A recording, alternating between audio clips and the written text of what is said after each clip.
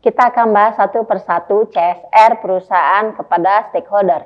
Yang pertama, tanggung jawab sosial perusahaan kepada pelanggan.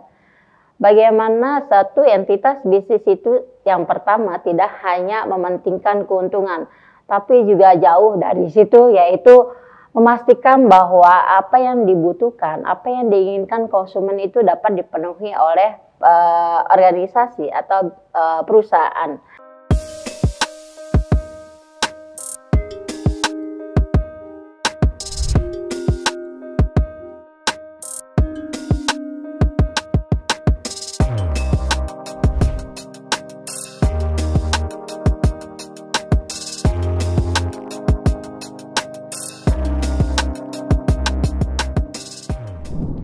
Assalamualaikum warahmatullahi wabarakatuh. Selamat datang di channel Kuliah Teknokrat. Bertemu lagi dengan saya Tri Dharma Resmalasari di Perkuliahan Pengantar Bisnis. Topik yang dibahas hari ini adalah tentang etika bisnis dan tanggung jawab sosial. Seperti kita tahu bahwa usaha yang didirikan adalah tidak semata-mata hanya untuk memperoleh laba atau keuntungan yang tinggi. Jadi satu perusahaan itu akan selalu terlibat dengan pihak internal maupun eksternal perusahaan. Siapa saja yang terlibat di dalam internal perusahaan itu ada karyawan, manajemen. Kemudian pihak yang terlibat di luar perusahaan itu ada supplier, kreditur, investor, dan pemerintah. Terkait dengan etika bisnis adalah satu aturan atau pedoman yang harus dipatuhi oleh seluruh pihak yang ada di dalam perusahaan. Hal ini sangat penting karena perilaku di dalam perusahaan atau karyawan atau sumber daya manusia itu akan sangat-sangat berpengaruh terhadap pendapatan perusahaan.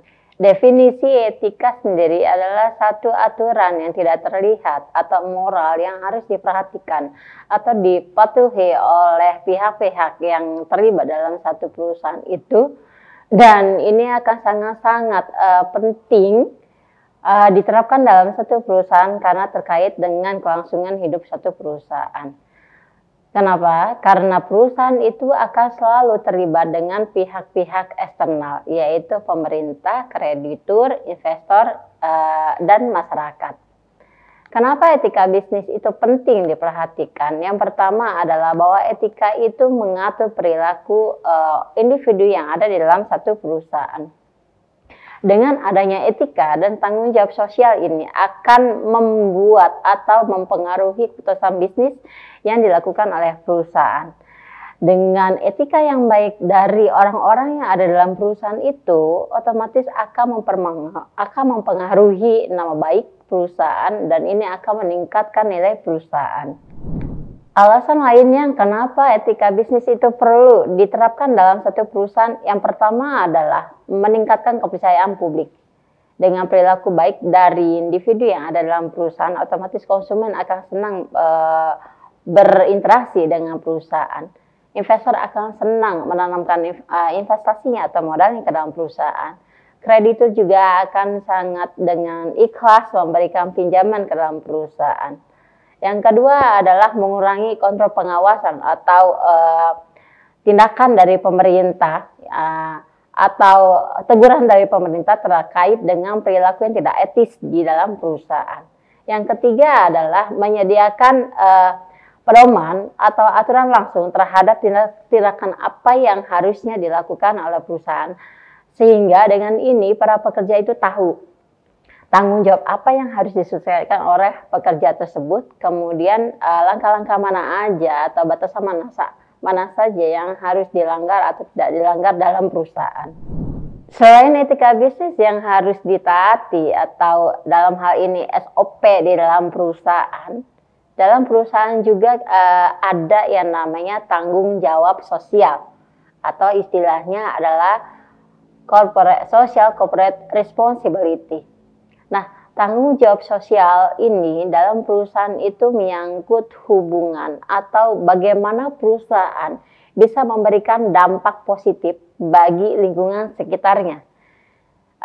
CSR ini juga tidak hanya bagi lingkungan sekitar, tapi juga bagaimana perusahaan itu bisa memberikan dampak baik terhadap stakeholder. Nah, stakeholder di sini bisa yang pertama karyawan, kemudian konsumen atau pelanggan, kemudian ada supplier atau pemasok, kemudian pemerintah. Nah, yang terakhir, bagaimana perusahaan bisa memberikan dampak baik bagi lingkungan sekitar di mana perusahaan tersebut berada. Kita akan bahas satu persatu CSR perusahaan kepada stakeholder. Yang pertama, tanggung jawab sosial perusahaan kepada pelanggan. Bagaimana satu entitas bisnis itu yang pertama tidak hanya mementingkan keuntungan, tapi juga jauh dari situ, yaitu memastikan bahwa apa yang dibutuhkan, apa yang diinginkan konsumen itu dapat dipenuhi oleh organisasi atau perusahaan. Sehingga kita sebagai orang yang ada dalam organisasi itu harus bisa memuaskan, memberi kepuasan terhadap kebutuhan atau keinginan konsumen. Oleh karena itu, jangan lupa untuk memberi perhatian terhadap keluhan pelanggan. Kemudian yang berikutnya, tindakan kita yang harus dilakukan adalah bagaimana memberikan feedback terhadap keluhan pelanggan tersebut. Kemudian memberikan detail produk yang sebenarnya, jujur mengatakan kualitas produk yang kita jual. Tanggung jawab perusahaan atau organisasi terkait dengan aturan pemerintah, yaitu organisasi harus benar-benar memperhatikan bagaimana menunjukkan atau cara membuat iklan yang baik dan benar. Jangan sampai menjelek-jelekan produk pesaing. Kemudian harus selalu menjaga keamanan produk dan memberikan jaminan bahwa misal kalau satu perusahaan itu menjual produk makanan, maka harus jujur menunjukkan bahwa produk yang dijual itu halal atau haram. Nah, selanjutnya adalah bagaimana tanggung jawab sosial organisasi atau perusahaan terkait dengan atau hubungannya dengan karyawan. Karyawan ini sangat penting dalam perusahaan. Kenapa? Perusahaan tidak akan bisa berdiri atau maju tanpa adanya karyawan di dalam perusahaan. Oleh karena itu, organisasi atau manajemen benar-benar harus memperhatikan bagaimana berperilaku, beretika, atau tanggung jawab perusahaan terhadap karyawan. Antara lain ini bisa ditunjukkan jangan sampai manajemen atau organisasi itu membuat kelompok-kelompok atau diskriminasi terhadap ras tertentu di antara karyawan. Kemudian memastikan bahwa tempat kerja di dalam perusahaan itu aman, nyaman, sehingga seorang karyawan itu mampu dengan baik melakukan pekerjaannya dan menyelesaikannya tepat waktu. Yang berikutnya adalah bagaimana organisasi atau manajemen bisa menyetarakan adanya kesamaan kesempatan di antara tiap karyawan tanpa memilih apakah dia saudara, punya hubungan saudara, atau ada hal-hal khusus sehingga satu pihak itu jadi lebih tinggi tingkatannya dibanding pihak lain atau karyawan lain di dalam perusahaan. Kemudian terkait dengan konsumen atau di sini supplier, kita harus memperhatikan bagaimana berhubungan baik dengan supplier. Hal ini bisa antara lain dengan menerapkan kode etik untuk keluhan terkait dengan barang yang dipesan. Tanggung jawab sosial lainnya yang harus diperhatikan oleh perusahaan adalah tanggung jawab terhadap kreditur, di mana pihak kreditur ini berarti pihak yang memberikan uangnya atau pinjaman kepada perusahaan. Nah, dalam hal ini perusahaan punya kewajiban untuk membayar pinjaman atau bunga. Nah, oleh karena itu, etika yang harus diterapkan atau tanggung jawab perusahaan terhadap kreditur pastinya terkait dengan laporan keuangan. Perusahaan ini harus bisa memberikan informasi laporan keuangan dengan sebenarnya kepada investor. Tidak terkecuali terhadap investor, tapi juga harus memberikan informasi keuangan ini juga kepada kreditur. Nah, tadi saya sebutkan investor. Investor adalah orang yang memberikan investasi atau menyetorkan modalnya ke dalam perusahaan untuk memperoleh keuntungan. Bedanya di sini antara investor dan kreditur adalah kalau investor itu nanti returnnya itu adalah laba atau bagian dividen, sementara untuk kreditur nanti return tingkat pengembalian yang harus diberikan oleh perusahaan kepada kreditur itu adalah bunga. Nah, oleh karena itu di sini perusahaan harus bisa memberikan kejelasan, transparansi atas laporan keuangan dalam satu periode untuk menunjukkan hasil kinerja perusahaan tersebut. Nah, sehingga tanggung jawab perusahaan di sini apa? Yang pertama, informasikan kepada kreditur jika ada permasalahan tentang keuangan. Begitu juga informasikan kepada investor terkait dengan keuangan yang berhasil dicapai. Lanjut, yang berikutnya adalah etika terkait dengan atau tanggung jawab sosial terhadap lingkungan atau masyarakat. Nah, di sini perusahaan punya kewajiban bahwa perusahaan tidak hanya punya tanggung jawab terhadap karyawan, konsumen, pelanggan, kemudian supplier, kreditur ataupun investor, tapi juga punya tanggung jawab yang lebih besar terhadap lingkungan. Kenapa? Kita sekarang ini ada di zaman yang memang luar biasa memprihatinkan, di mana banyak sekali kerusakan lingkungan terjadi akibat dari ulah-ulah pihak-pihak atau organisasi yang tidak bertanggung jawab terkait dengan operasional perusahaannya.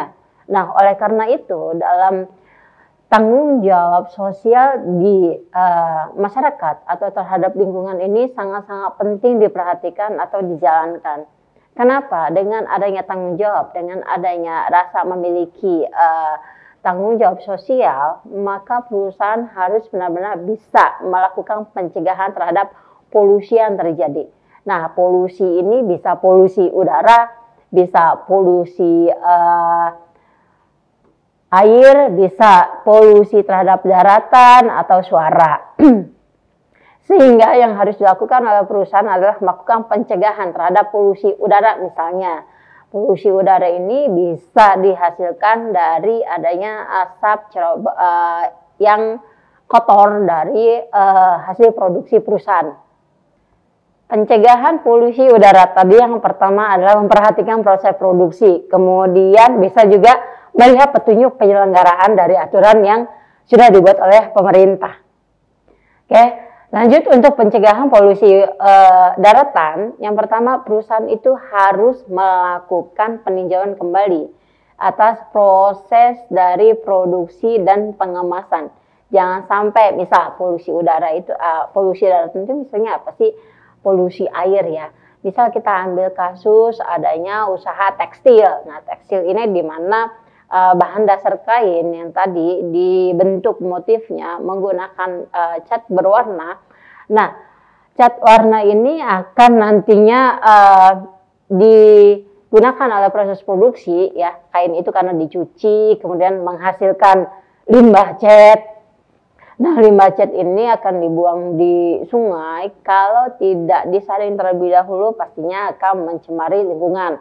Akibatnya apa? Lingkungan sekitar itu pastinya akan tercemar. Misal air yang tadinya bisa diminum sekarang tidak bisa diminum.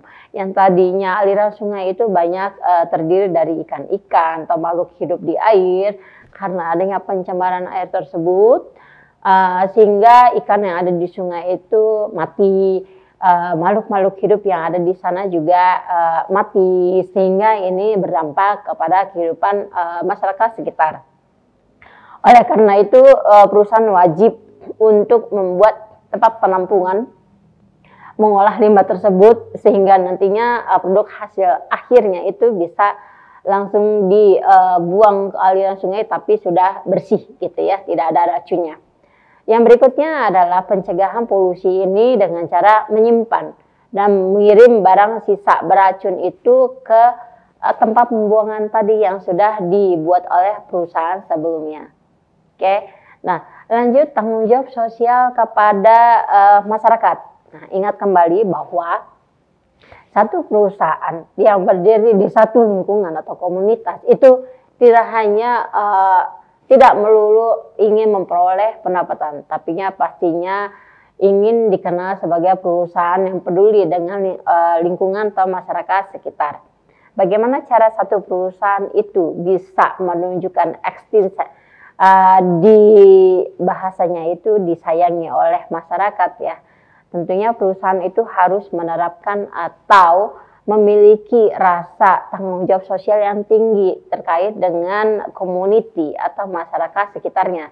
tidak melulu terkait dengan pencemaran, tidak melulu terkait dengan mematuhi peraturan pemerintah, tapi juga harus lebih peka terhadap masyarakat sekitarnya. Nah, tanggung jawab sosial di sini ya kepada masyarakat ini artinya perusahaan tersebut harus ya dalam tanda kutip harusnya bisa peka terhadap kegiatan-kegiatan sosial yang diberikan kepada masyarakat. Ambil contoh, jika masyarakat lingkungan itu ingin mengadakan satu kegiatan sosial, maka perusahaan ini juga ikut terlibat dalam kegiatan sosial tersebut.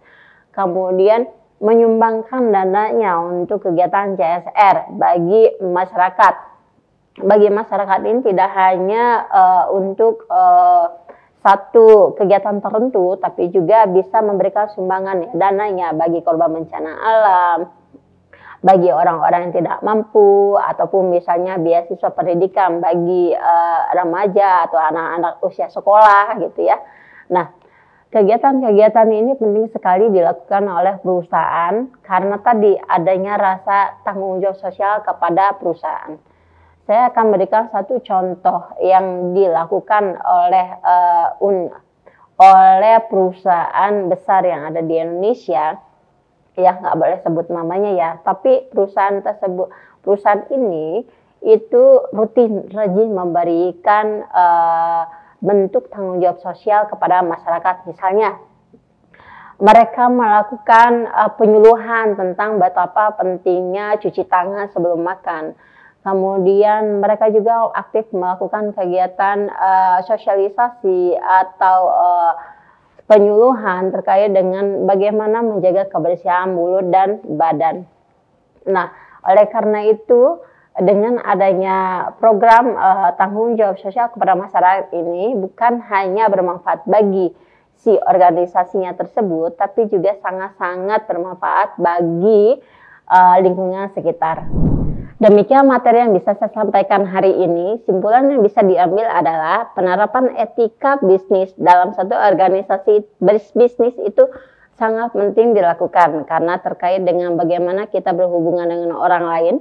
Kalau dalam satu perusahaan, etika bisnis dan tanggung jawab sosial itu akan sangat-sangat menentukan bagaimana keputusan itu diambil dan hal ini akan berdampak terhadap nilai perusahaan.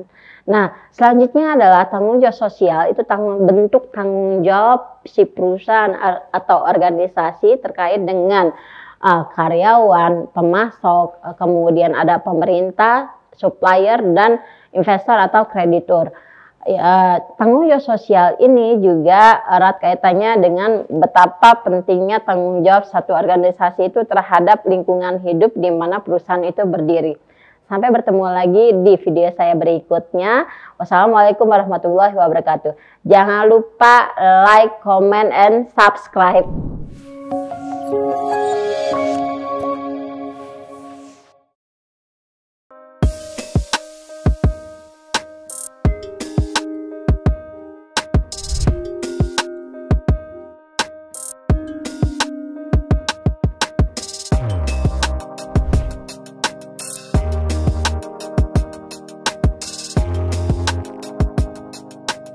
Terima kasih sudah menyaksikan video pembelajaran ini. Jangan lupa like, komen, dan subscribe, serta nyalakan tanda loncengnya agar kalian tidak ketinggalan informasi update lainnya.